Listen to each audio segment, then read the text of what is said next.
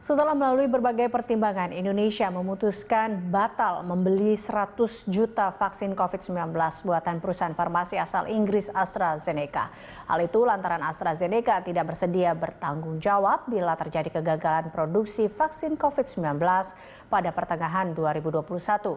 Bahkan pemerintah masih belum bisa memastikan apakah akan tetap membeli atau batal membeli dari beberapa perusahaan farmasi asal Tiongkok. Guna membahasnya sudah terhubung melalui sambungan telekonferensi tenaga ahli utama kantor staf Presiden Ibu Brian Sri Prahastuti. Terima kasih Ibu Brian telah bergabung bersama kami dalam Prime Time.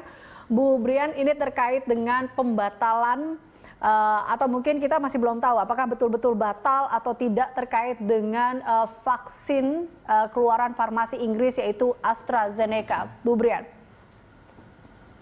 Ya, saya belum mendapatkan update bahwa kita akan membatalkan itu ya.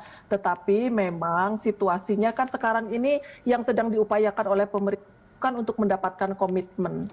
Karena kita mempunyai rencana untuk memvaksinasi minimal 70% dari penduduk Indonesia itu tervaksinasi supaya herd immunity bisa tercapai. Artinya ada sejumlah vaksin yang harus tersedia dan faktanya bahwa vaksin yang produksi Indonesia, vaksin merah putih itu mungkin baru bisa selesai seatnya saja, baru bisa dihasilkan dari Eijkman itu kan paling cepat Desember tahun ini.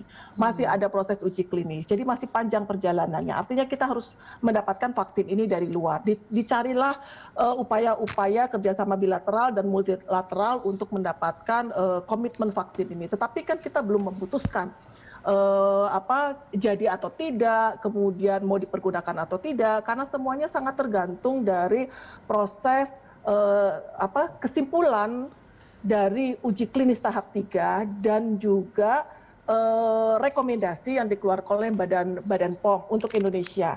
Dan belum lagi kalau untuk Indonesia kita juga harus mempertimbangkan bagaimana rekomendasi juga dari MUI karena ini terkait dengan aspek ya penerimaan masyarakat terhadap vaksin ini.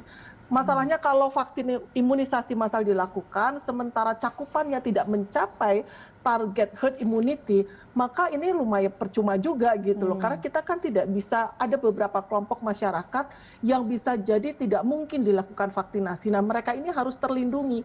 Terlindunginya dari sebagian besar orang sehat yang mempunyai kekebalan. Oke, berarti dalam kata lain saat ini pemerintah masih mengkaji ulang lagi terkait dengan vaksin-vaksin. Kita tahu ada 3 perusahaan vaksin dari Tiongkok dan juga 1 dari Inggris ini masih mengkaji ulang lagi demi keamanan seperti itu, Bu Brian? Betul. Karena prinsip utama itu ada 2. Satu, kita memperhatikan efektivitas dari vaksin. Yang kedua adalah keamanan. Ingat bahwa tujuan kita melakukan imunisasi massal ini kan untuk menurunkan kesakitan dan kematian akibat COVID. Ini kan menjadi kita harus kembali lagi ke tujuan. Artinya tentunya semua pihak harus percaya bahwa pemerintah akan memberikan yang terbaik bagi warga negaranya. Jadi hal-hal tersebut pasti akan menjadi pertimbangan yang utama. Baik, sejauh ini Bu Brian, sudah sejauh manakah penjajakan yang dilakukan tentunya oleh pemerintah pastinya untuk mendapatkan vaksin ini atau mendapatkan informasi terkait dengan vaksin ini layak atau aman atau tidak? Ya, kalau kita lihat dari platformnya sekarang ini kalau saya tidak salah itu kan sebetulnya ada ratusan pengembangan vaksin ya, tetapi yang kita ketahui ada 34 kandidat vaksin di seluruh dunia. 9 vaksin itu sudah pada taraf uji klinis sampai ke taraf 3 level 3 ya, uji klinis yang ketiga. Nah, di antaranya adalah yang kita perkirakan Indonesia mempunyai potensi untuk bekerja sama, yaitu yang Sinovac, di mana uji klinisnya dilakukan di Indonesia, kemudian Sinopharm, kemudian CanSino dan AstraZeneca plus vaksin merah putih. Jadi kalau untuk Indonesia di dalam roadmap kita memang kita melihat ada 5 kandidat vaksin begitu. Nah, untuk ini tadi yang sumbernya dari luar, maka penjajakannya adalah tentu saja harus penjajakan bilateral dan multilateral ya. Yang sudah di antara semuanya yang sebetulnya agak lebih advance itu adalah yang Sinovac. Karena tadi uji klinisnya, yang setahu saya uji klinisnya itu sudah hampir di ujung dan cukup meyakinkan itu yang Sinovac. Apalagi uji klinisnya dilakukan di negara kita dan ini minggu ketiga bulan ini adalah penyuntikan yang tahap terakhir. Tetapi masih ada nih, prosesnya masih panjang karena kan harus dilihat lagi, dibuat kesimpulan, kemudian direkomendasikan bersamaan Badan POM, kemudian Badan POM ini sedang melakukan inspeksi untuk melihat keamanannya terutama ya, maksudnya inspeksi dari pembuatannya dan seterusnya. Baru dari sini akan keluar rekomendasi apakah ini tadi yang saya sampaikan efektif dan aman. Baru kemudian ada proses lagi. Di Bio Farma dia harus di repacking karena ini kan masih konsentrat, dijadikan vial yang untuk 10 dosis, baru bisa dilakukan proses pelayanan imunisasi massal. Mungkin tahun depan ya. Kalau kita lihat roadmap-nya, memang pemerintah sudah punya roadmap-nya nih Mbak. Di dalam roadmap-nya itu di bulan Desember itu memang ada proses ditargetkan tuh ada sejumlah vaksin yang sudah tersedia. Tetapi untuk Sinovac sendiri yang seingat saya di dalam roadmap itu hasil dari uji klinis itu baru siap sekitar bulan Februarian kalau tidak salah. Tetapi bukan berarti bahwa ini kan kita perlu persiapan panjang untuk sampai ke sana. Karena melakukan imunisasi massal itu bukan sekedar vaksin. Vaksin itu hanya satu komponen. Ada hal-hal lain yang harus kita persiapkan.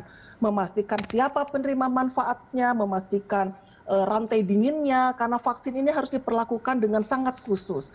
Memastikan distribusinya bagaimana, begitu kan.